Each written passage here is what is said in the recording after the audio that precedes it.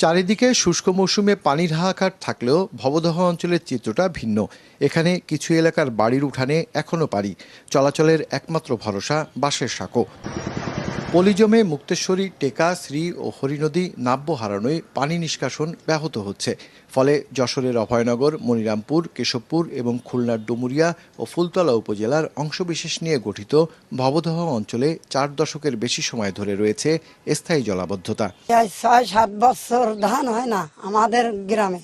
ছাগল গরু নিয়ে, হাঁস মুরগি নিয়ে মেলা দিনের মধ্যেই বসবাস করি।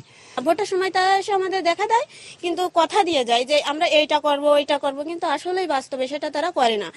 সংকট কাটাতে এবার সেনাবাহিনীর তত্ত্বাবধানে 140 কোটি টাকা ব্যয়ে 81.5 কিলোমিটার নদী পুনঃখনন সহ মোট 3টি প্রকল্পের কাজ শুরু করেছে পানি উন্নয়ন বোর্ড। তবে স্থানীয়দের দাবি, পরিকল্পিত জোয়ার আধার বা টিআরএম চালু ছাড়া এই খনন কেবল অর্থের অপচয়।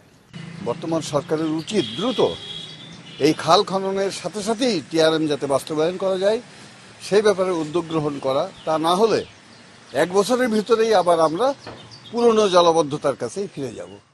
পানি উন্নয়ন বোর্ড বলছে, পলি ব্যবস্থাপনায় আরও 280 কোটি টাকার প্রকল্প প্রক্রিয়াধীন, যা বাস্তবায়ন হলে মিলবে স্থায়ী সমাধান।